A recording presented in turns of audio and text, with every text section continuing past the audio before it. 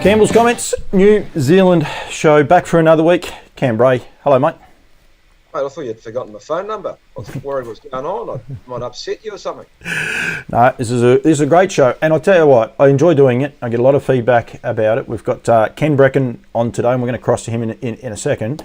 Proudly brought to you by Harasta Trotters, NZB Standardbreds, Cam Bray, of course, and Woodland Stud. And there's a little bit of news there for the guys from Woodland Stud. But one thing I want to point out, Cam, I am on YouTube. With the big social media outage, we're doing this early morning, Tuesday morning, this record, and Facebook is down. So please make sure you go to YouTube and hit subscribe. So if they cancel Facebook or something ever happens, you can still go to YouTube and watch all my quality productions, mate. It was good to see you finally be able to stop blowing into the paper bag. You've regained composure and you can breathe again. You've stopped panicking now that Facebook's gone down. But no, it's amazing how much we rely on that bloody thing. It's quite funny. This is a true story. I actually told Cam that Facebook was down, and he's like, "Oh, thank God for that. I thought it was my reception." I went downstairs. Marie was making herself a coffee, and I said, "Don't try and get on Facebook. It's down." She goes, "Oh, thank God." Everyone can't work it out. We do rely on it a lot, but yeah, please follow my YouTube page, because if something does happen, it doesn't matter if it's to Twitter or any of those things, YouTube will always still be there, and you can sit back and watch us on the big screen, Cam. Exactly. How good's that? I've got Ken Brecken coming up very quickly. Pretty amazing stat, he told me. He's got the highest money earner in Australia. He's got the highest money earner in New Zealand at the minute. Better Twist and King of Swing. Hasn't got a bad lot of horses underneath him at the minute, Kenny Brecken. Well, he's a great mob of horses, yeah. It's a fantastic broodmare band, you know.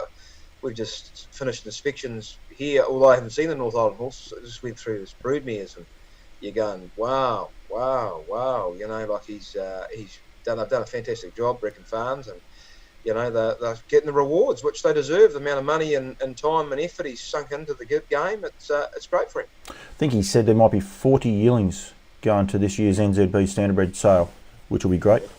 That could be very correct. I'm not 100% sure on the numbers, but they are very, very high quality too. As good as anywhere in the world. He alluded to a couple of things actually. You know, what I might do, I'll throw to Ken Brecken right now, Cam, and you and I will come back at the end of this interview. We are now on the New Zealand show. NZB hat gone. The mighty B on the top. Ken Brecken joins me firstly. Welcome, Ken. Yeah, welcome, Paul. Welcome, listeners. Not many people in Australia have one of these hats, do they? No. It's actually getting a bit of a following, that cap. You know, I've got a lot of the young fellas over here want them, so B for best, we'll call it. B for best. It stands out. It stands marketing. Yeah. Like I've done an interview with Charlotte Mooney, and she does a lot of your behind the scenes marketing. It's one thing you're very key on, and I must encourage people, especially the Australian people, go to breckenfarms.co.nz, check out your website. Just sit there and watch the start of it. It's brilliant. It's one of the best websites I've seen for a horse farm going forward.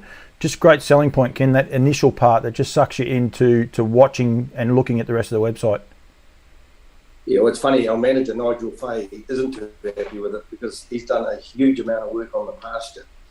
And so he's keen for us to get another drone over the property and redo that. But it is pretty special and does show off the property. I caught up with Nigel, well, it must have been about January, I suppose, promoting the yearling sales. And the way COVID's looking, we're probably going to be doing something a little bit similar. But you're very entrenched in the sales field, I suppose. Brecken Farms, you breed to sell. Yeah, absolutely. I think next year will be our biggest draft. I think we're up to about 44, I think. So we're sort of maxed out. You know, I'd like to think we can do 50, and that'll be our ambition. But we're getting up there with our numbers. And you love the breeding part, Ken? Like, is that one of your little... Yeah, I absolutely do. I'm very keen on pedigree, and you know, you're always trying to raise the bar. It's been 10 years in the making, the farm, and I always said, you know, with the type of money that we were investing, that the old story, Sandy Yarney also showed me, and a few of the other guys I was advised by, but it's getting your pedigree to a level that, you know, you're able to breed good horses and get a reasonable or good return. So I think we've got something like that's 15, 16 maybe Group 1 mares on the farm. And if they're not that, they've actually left Group 1 winners. So that's very much what we're proud of. So say that again. You got 15 or 16 Group 1 winning mares, Yeah. and if not, then We've probably got another similar numbers, or at least 10 that have left Group 1 winners. serious. So it is the who's who of standard breed racing. Well, in Australia, a lot of the time we always say about the New Zealand breeders and how dominant they are. This is going to sound a little bit like brown nosy, but you appear to be very smart in the way that you do them. Woodlands are the same. The guys down in Southern bred, you seem to have great bands of mares. It's one of the key things that you guys all try to do. Yeah, absolutely. You do need really good mares. There's no two ways about it. In the early days, I was buying mares willy-nilly and sort of hoping for the best, but the results were obviously in those early days weren't great at best. And so, we had to regroup, and I did a lot of soul searching, and I think we've got it right now. I mean, you can always do it better, but I'm always looking at buying mares once they're finished racing, and I'm very keen to expand our mares and new families. I mean, what appeals to one buyer may not appeal to another or to another trainer. So we're continually upgrading our mares.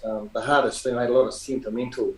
There's a lot of sentiment in the early days, because it was my late brother that introduced me to harness racing. So I think he looked down on me and said, "You mug, you better get rid of some of these. It's costing you a fortune." So maybe he was able to speak to me a bit earlier. I might have done that, but so I got rid of a lot of that early breed that I got involved in, and as I said, now also got involved in the trotting as well. So we've sort of got a bob each way, so we're involved in the trotting gate and obviously the pacing gate, and we love them both. So I'm just going to take you back a little bit. It was one of these things. This is actually mainly on the back of King of Swing, which we will get to. He'll probably be the last thing we talk to about the way it's going. You just said there before about the sentiment and stepping away from the sentiment, if you like. Is that because of your brother said, "Oh, let's buy these horses"? So you said, "Well, they're going to win." So that's where you're saying you have to break away from that sentiment a bit. Yeah, well, of course. Our first horse was the Great Magira. What a way to start. She ended up 2-year-old of the year. And I think the next couple of purchases, I think Tarina J and of course Diamonds in Gold. In fact, Diamonds in Cash won over the out of the breed a couple of weeks ago, sorry. He just keeps winning. Yeah. So, I mean, you get the bug. I mean, the game seems easy, like anything. You start having a couple of good horses. Nikisha was another one. And he raced over in Victoria as well, and I think he won sort of 15 odd races. He was sort of in that home DG Christian Cullen era, so he was sort of about third or fourth best horse back in the day in that era. But so it looked easy, but then a couple of years later we weren't getting them as much, and I thought, no. And then started breeding, and just small steps. We only had Magira and a couple of those early years, but we did pretty okay in the first couple of sales. But when you start having a few duds and a few misses, and they're not performing on the track, suddenly you've got a nightmare around in your hands. And we sort of got hammered a wee bit in the sales.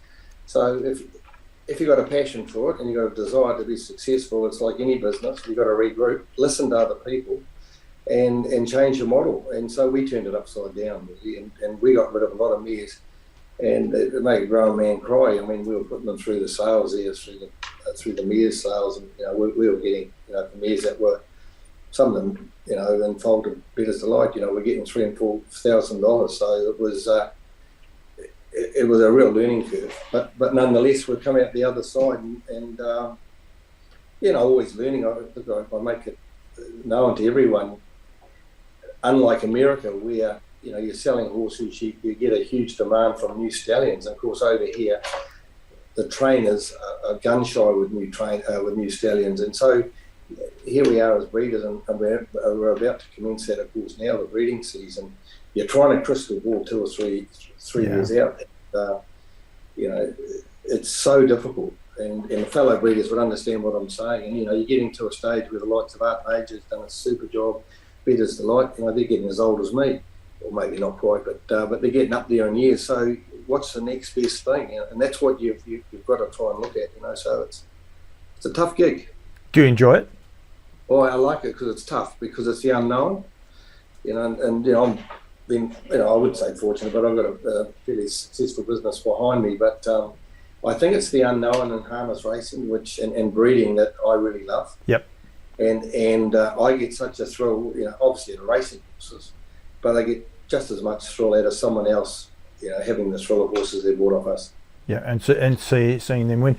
I don't know if I've said it on this show. I've said it on a couple of the other shows. I was at one of the sales here in Melbourne. I think it was a Nutrien sale. Doesn't matter, either one. And breeders who I know very, very well, they had a stallion that was the flavour of the month the year before. Cheap stallion. They sold incredibly well. Next year, so they're going there, they're thinking, oh, we're going to get $10,000, $15,000 for this horse, and they weren't selling. And to hear the guy say to his business partner, they're not selling, no reserve, must go.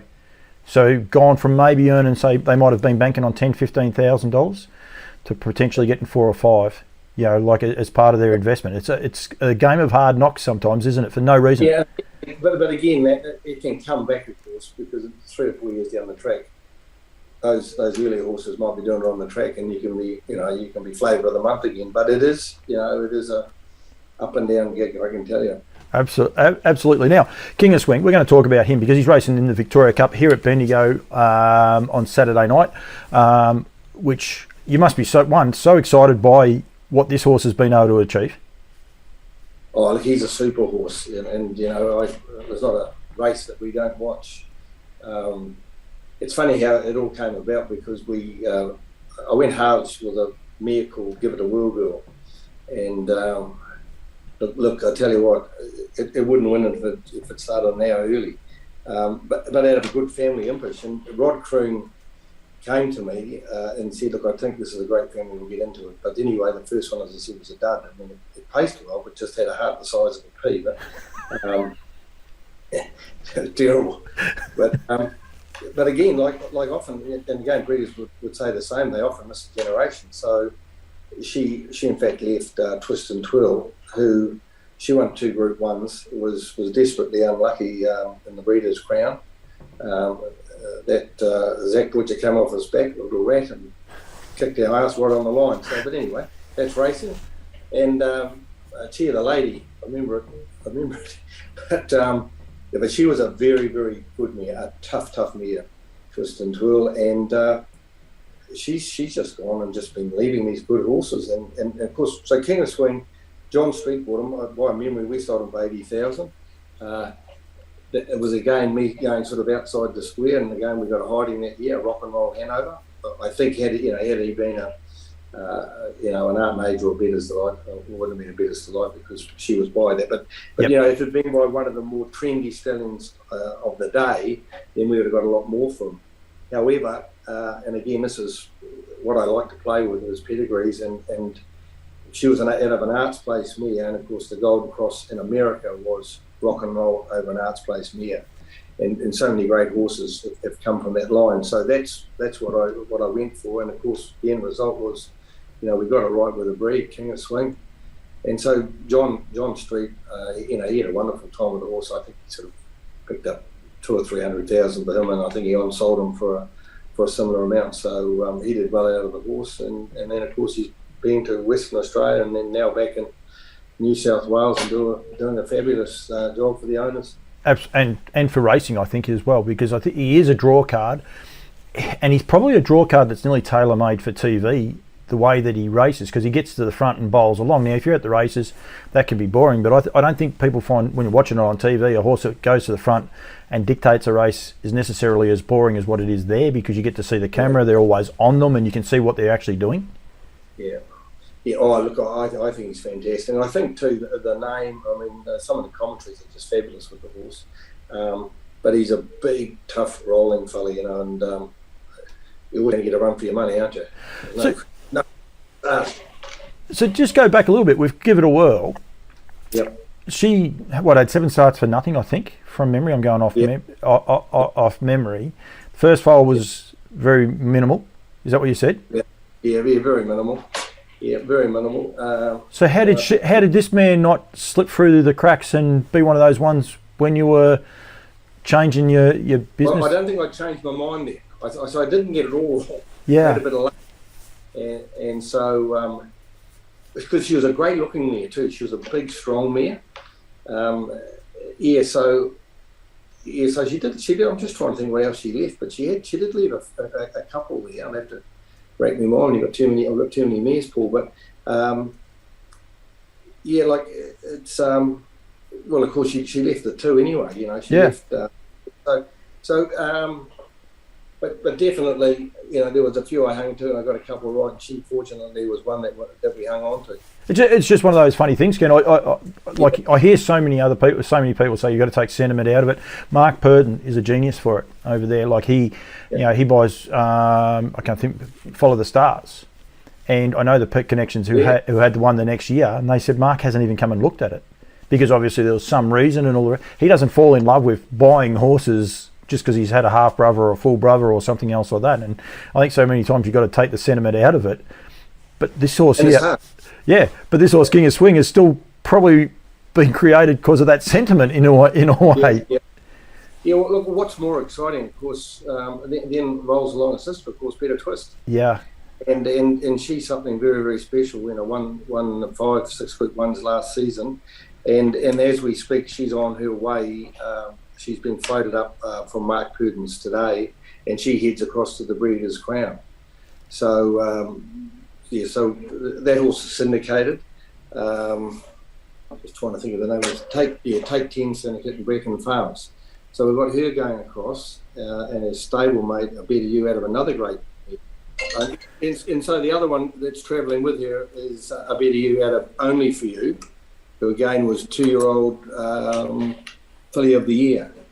So she's also travelling over. She's with the Slick Six Syndicate, and again Brecon Farms sharing in the lease of that horse. So they're both going across today, as I said. Up to Auckland today, and then fly out tomorrow. Are they going to Nathan or? Both going to Nathan. Yeah. Yeah. So you know, when you think with Better Twist, what someone pointed out this year. I don't know if it's been done before, but to actually have a brother and sister, two siblings, that are the highest stake earners in both countries, obviously King of Swing in Australia and Better Twist in New Zealand. Quite remarkable. Wow. Yeah. There'll be someone watching, they'll go and check it out. We'll find out if it's not right, but... Yeah. No, it's right. Very honest here. Little things that he's aware of. You don't mind, one thing I really do like, you like sharing the glory. You're quite happy to lease. Oh, look, Paul, I love it like no other. Look, to have syndication and to see the smiles on race day. Look, winning a small race or a group race is nothing short of sensational, and even more so if they're new people to the game. Yep. And on the Jewels, the last Group 1, the major Group 1 day here in New Zealand, we were lucky enough to win 3 Jewels races, and again, Better Twist, A Better You, and Shares and South Coast Arden, which of course won the Canterbury Classic last weekend. Yep. The 2 race at Addington. So, but to have that thrill, 3 in one day, I mean, one would give you a hangover, third you're lying in the ditch. But all worth it, and just different groups of people. And, we partied, like I tell you, into the wee hours, and pretty special. I met you at the NZB Weanling sales. Even there, like anyone that doesn't know Ken, I can tell you guys were having fun, and there was no alcohol involved because it was before lunch. Probably at the end of the day, but it was business. But you have fun, don't you? Oh, look, we love it. Yeah, we love the people, love the industry, and I try and bring in people. And it's quite easy. It's not hard to bring in people who do come along and see the fun that we're having, And we're inundated with people trying to join our syndicates, and again, most of them are gone from the year before. We're just syndicating another 8 horses.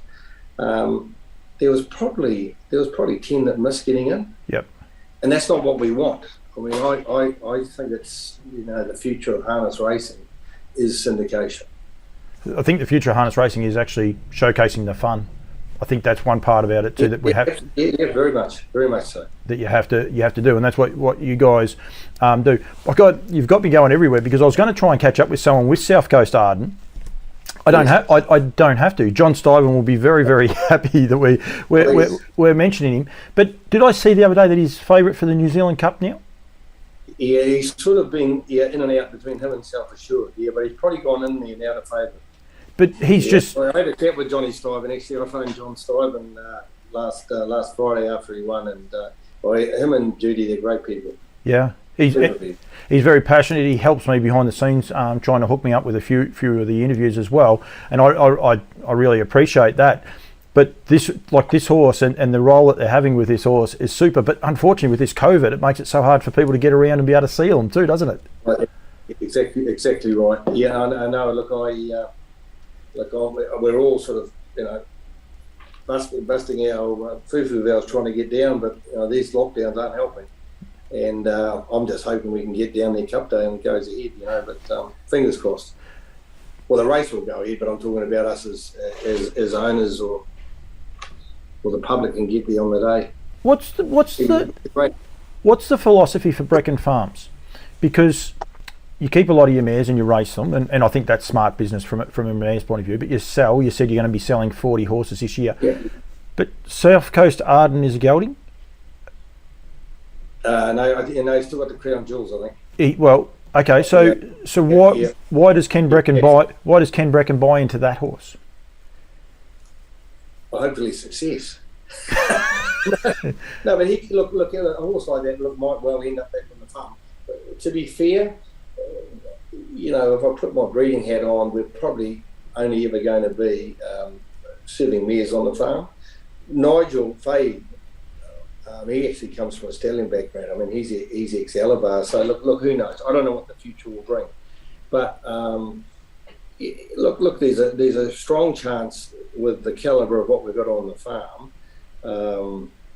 We've got Twist and Twirl and Fold of Better's Delight, so I'd like to think, yes, one day we can breed a champion. I think, look, King of Swing with that rock and roll blood, because he's sort of an outcross to a lot of these, some of these mares that are on either in Australia or New Zealand. I think he could be great support as a stallion, and I know in Australia, I mean, there is some huge success. You mentioned Follow the Stars, and what was the one that Tony Dickinson horse, a good one over there that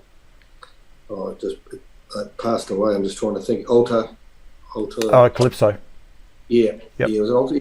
Yeah, but so for these home stallions, I think there's a huge opportunity going for them. And I know Victoria Racing and New South Wales are encouraging home stallions. So there is a big future. There is a big future for them. That's pretty important, because I think a lot of people would have you earmarked as a broodmare only farm, that's going to sell a few, and that's why I actually asked the question. I didn't know South Coast Arden was still a colt, so John will tell me off. Well, hang on. Look, I might be a mate, and I might be wearing dark glasses next time you see me, because it might have been gelded, but I lose track. The full Kennard and Glennis Kennard, we have a syndicate of 4 couples, and Jimmy Gibbs and Ann Gibbs and Gary and Karen Woodham and Karen and myself, and we've been very successful, Yeah. But I have nothing to do with what they buy, and obviously because I'm commercially selling them. So on that given day, I hand over a cheque and they go for their lives. And what we have on the day, whether it's one out of my draft, if it's not, and as in this case, was out of Johnny Stuyven's draft, and I just go along for the ride. And we've had some wonderful success. Spankham, of course, was the other one. He won the Miracle Mile. Very, very good horse. He's won over $1 million. So we've had a lot of success. So another masterpiece. Gosh, you can go on and on with them. You had a ripping little mare with Karen a few years ago too. Can't think of her name. No, I wasn't in that syndicate. No, I know the one. Up and off or something. Yeah. Yeah. No, you don't. Are you checking to see if that horse is gelded? You better be quick, because I'll tell you what, I've got those syndicate members, I'll be on this. No.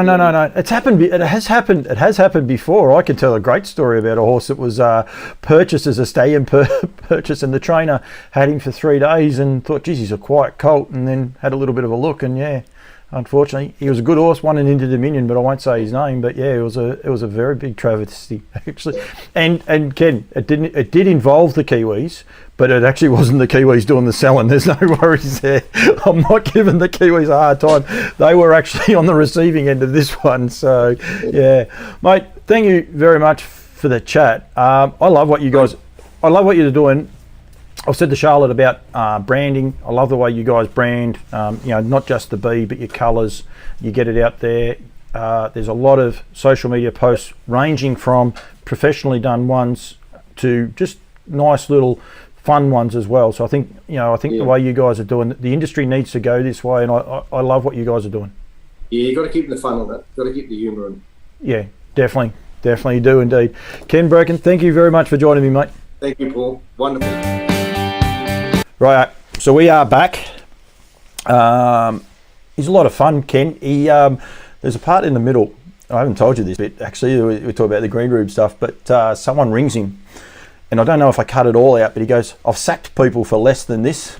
And when I finally get him back on the line, because he ended up dropping out completely, he said he's gone. He said I gave him a foot up the backside as he was walking out. He wasn't happening.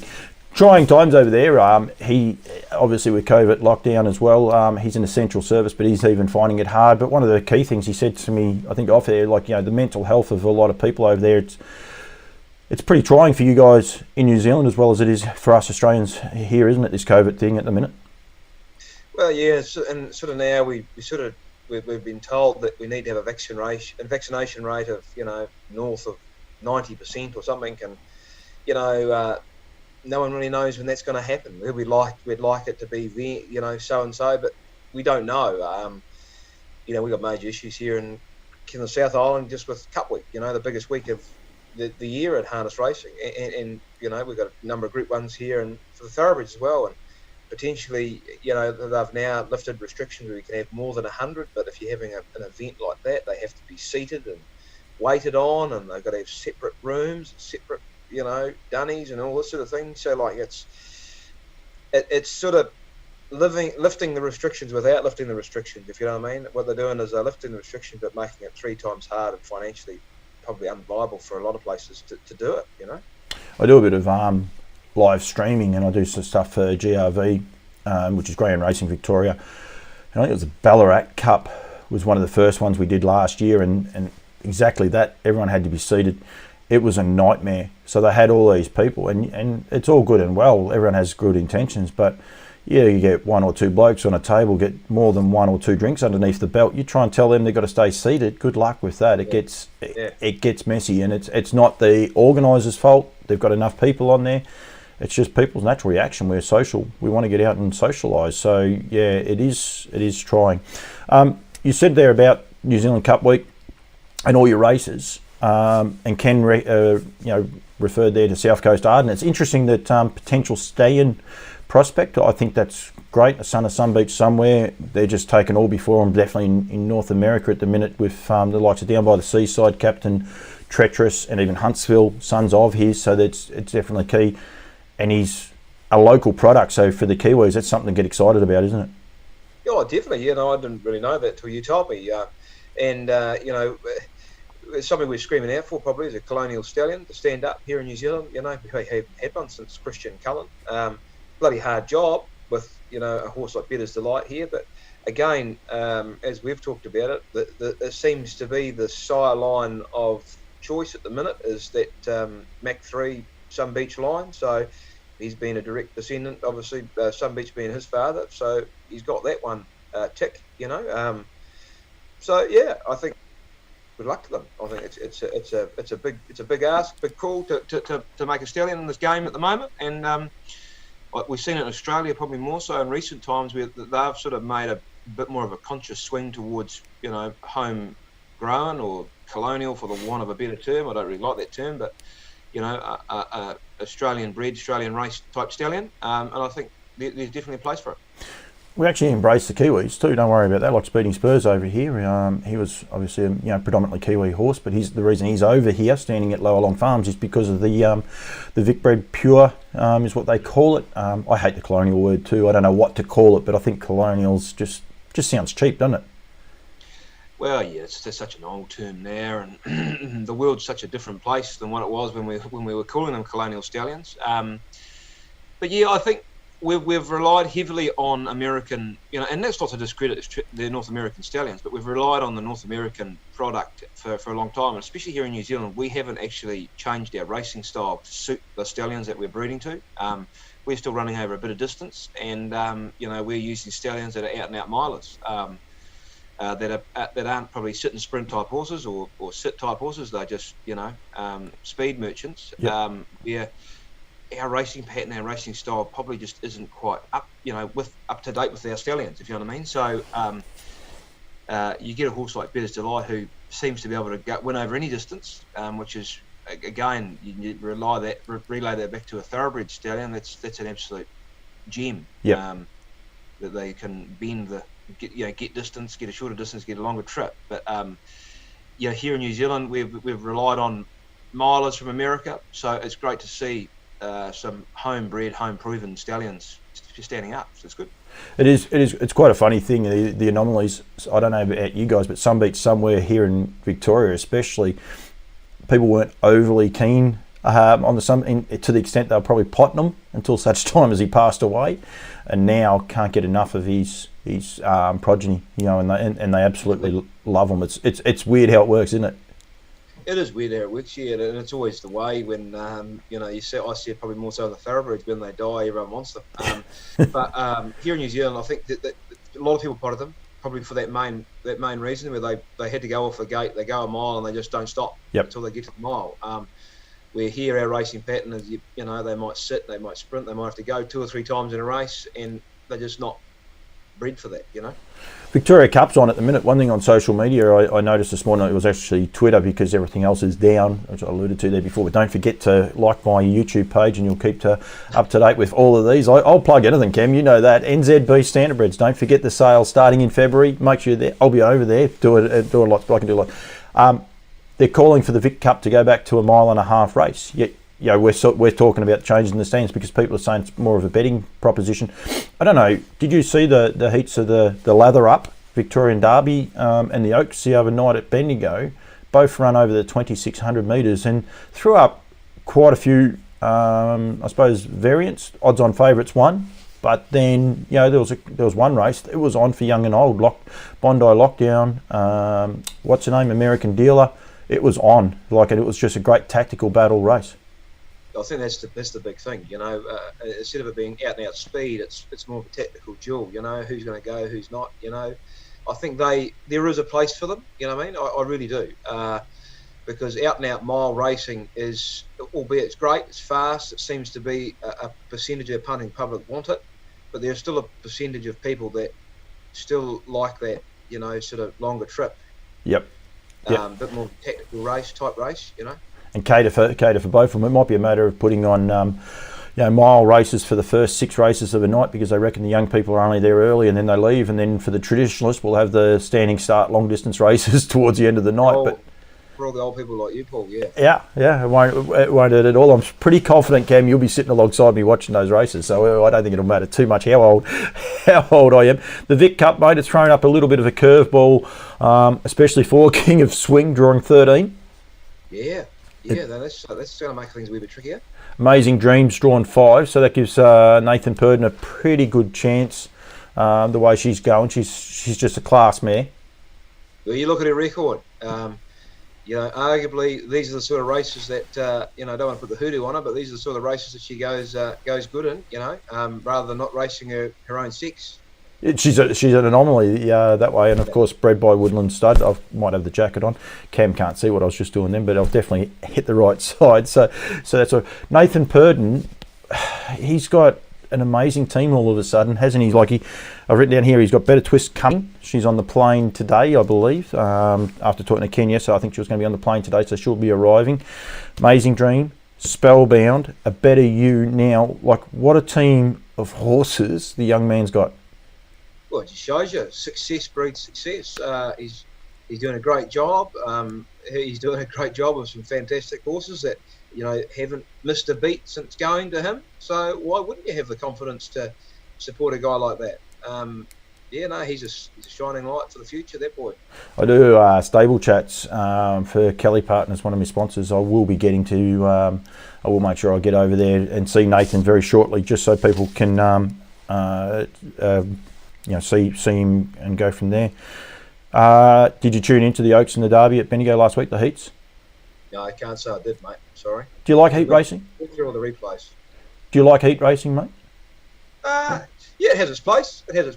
I think, we've sort of moved away from it a wee bit here in New Zealand, but that's probably why it's sort of, I think, still quite attractive in Australia, because we don't sort of see it quite as much, you know? Yeah, we don't have as many of them. It's interesting with Pacifico Dream getting in front of Western Sonador, hasn't raced this time in and it gets in, whereas if they have to have a lead up or a heat race to it, if Pacifico Dream bet Western Sonador home, takes all the argument out of it, out of the equation. So it is quite an interesting thing.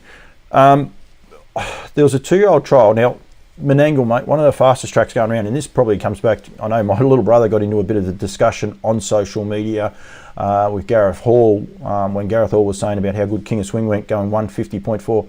Did you see the 2-year-old called Small Tees, son of Sweet Lou, 150.2 for a trial? Yeah, no, it's unfathomed, really. Even right from the get-go, he had her in top gear, didn't he? He did indeed. It won by 100. I encourage people to go and watch it. New South Wales put their trials up. They're about a week behind. They don't put them up very quickly, New South Wales. They're getting better with a lot of the stuff they do, but they don't put their trial results up for a while. If you're on Twitter, you can see it. You can go to their Twitter page and watch it on that, but you can't watch it on their website. But it will go up very, very shortly. But pretty impressive horse for the Portellis. And yeah, I think you and I were just saying there before, the slowest mile rate race he's been in is a 159.8. The rest of them are just about 55 and under. So yeah, it's amazing the times they run now. Well, it is, it is, but they're bred to be, and that's where you say Sweet Lou horse. They're athletic, they're precocious, they're sort of bred to do that. You know what I mean? And it's a fast track. Good on him. But he definitely had a point to prove in that trial. He did indeed. It's interesting, like a horse like Sweet Lou, just this year just seems to have exploded onto the scene. People have seen him when they're the Little Brown Jug. A lot of quality 3-year-olds over here, 2-year-olds over here. He's doing a really good job. Admittedly, he is for one of my sponsors, but probably fair to say last year he was a little bit maligned. Sold terrifically on the North Island, probably not as well received on the South Island, but I think people are really keen on him again this year. Well, I think that's probably one of the toughest part about this industry is that it doesn't take much to get a knock on something. Yeah. We're really quick to and we see it all the time. We see it at the thoroughbreds as well. I don't know if you know the thing of the thoroughbreds. Owns a horse here in New Zealand like Ocean Park, where he was virtually finished serving minimal mares and probably pretty ordinary quality mares in comparison. He comes out, he wins Group 1s and the Melbourne Spring, and all of a sudden we're racing around the country trying to find anything by Ocean Park to get in the yearling sales, because they're going to be worth something. And it's to a lesser degree, this is sort of what's happened here. He had a lot of knockers last year probably, and look, at the end of the day they're winning races. He just needs to probably win some classic type races, some good group races, and he is a way laugher, that fella. Absolutely, he's doing it in North America. You can't get any bigger than the North American Jug. I was listening to, is it Zed? Is a stallion over there? I think it's the mother of, what's her name? He's a classic example. He was serving bloody station mares. No, Clydesdales. Yeah. They reckon he's got a part-bred Clydesdale colt that could nearly go in a thoroughbred race. He looks sensational, and he's this big Clydie cross. So, what's the mare? She got beat on the weekend. The good mare. I'm going to call it Elegant, but I can't think of her name. Anyway, it doesn't matter. Elegant. Very elegant. Thank you very much. I couldn't think of the first part, but yeah, sire of her and doing a great job now. And yeah, at one stage couldn't get anyone, so they gave him to a Clydesdale farm to serve over some Clydesdales. Just ridiculous. They should do a high country. They should do a high country station, mate. Like it's in the boondocks. You halfway across the Nullarbor to go and get it back. Talk about a reality check for the poor bugger too. I believe he was paddock serving them, so they just threw him out and said, "Go for your life." But just shows you how fickle his business is. Yeah. And now he's very, very much sought after, that's for sure. Mate, from an NZB point of view, I noticed the other day your thoroughbred breeze-ups have been changed, just getting tricky a bit with the COVID and the likes, making things a bit tricky for you guys. tricky, all right. Yeah, and I think yesterday's announcement or whatever it was, I think she last had to give us an announcement. It hasn't necessarily helped that situation because we run them at Te Rapa Racecourse in Hamilton, and they've gone into a 5-day snap lockdown. So which I think they came out of that on Friday, I think. But again, we've got to wait till Friday, and we potentially have the breeze ups Monday, Tuesday, the week following. Plan B, I think, is to have them Monday, Tuesday, the week following again. And Plan C is if they're still in their little wee snap lockdown, we can take them to another place. But again, it's such a moving target is the problem, I think. And no one really knows day to day what could happen, where it could pop up, and the drama that it causes. No, definitely not, mate. I could talk to you for a while. It's good to see you don't have the scarf on today, mate. I noticed a scarf popped up in a picture after last weekend's show. Well, to be fair, mate, it was a dirty, cold day, and you know. I can't miss every now and then. It was interesting that trotter you were there with. He's a Harasta trotter, one of my other great sponsors, Pat Driscoll, and the crew at Yabby Dam Farms, and that out of Kukaracha. I didn't know he'd snuck over there, but he was a quality horse here in Australia. So it's great to see some of our horses making their way back over there to improve your racing product too. And I mean that sincerely too. I'm not being smart about improving. It's just good to get trotters like this going backwards and forwards. Well, it's great too, you know, because that race itself is the Majestic's son, D.G. Jones, Banksman's Trotting Club, named after the great man Derek Jones, who obviously is the grandfather of some very good horsemen, Mark Jones and the Butt Boys, Tim and Anthony and them. And it was great to have Jenny, Tim and Ant's mother there. And, you know, as she mentioned, you know, they came up against La Cucaracha with, I think it was Take a Moment quite a few times. So, you know, it's great to have those stories and, you know, generations, you know, heading up against generations. And it's a Group 3 race on the grass out there, but like you look at the honours board, there's some serious horses that won that race over the years. So and that particular horse won it in a great fashion too. If you've ever, I don't know if you've seen the replay, but it won it by half a length of the straight too, going to the line under a pretty good hold anyway. She's done a great job, Cookie. Like everyone says, you know, good race mares don't throw on. Cookie's done an enormous job. She's an anomaly, isn't she, really? Because she's 100% producer now too, isn't she? Pretty close. She'd be very close to it if she's not. And then also a couple of her daughters are doing a similar sort of job, which is just incredible. And, you know, breeding is cool. Go back through her breeding, and she's actually got a lot of pacing horses. I think she might have been actually the only trotter out of that mare. And yet all she's done is leave trotters. They've all... Safely kept me, right? That's right. Yes, she was by Safely Kept, yeah. And she was the only trotter, I believe, out of that family. But then you go back a couple of generations, and there was more trotters. So breeding's really cool. Any of the breeding nuts, I'll tell you, go and I worked Trot Fusion at Ballarat a week or two ago, and we had our homegrown series. So there's limited form, so you can just turn around and say, oh yeah, good win and all the rest. So I went through the breeding, and 4 big men, and the horse I was in question was of course called Another Big Men, but they're out of a mare called Aleppo Heiress, but her grandmother is a mare called Insulated, and Connections sent her 1 year to Sundon, 1 year to Armbro Operative, next year to Sundon, next year to Armbro Operative. And you want to go and have a look at the winners, great winners. You got horses like 4 big men and them that are Cups class horses here. You know, he's probably a B plus class horse. He might be a sort of horse that'd make an Inter-Dominion field, but you probably wouldn't be expecting him to win it, or maybe even make the final, but he'd make the series. And then I think she left $300,000 trotting winners. Aleppo Murphy, Aleppo Midas, and Aleppo Heiress. I think they were the 3.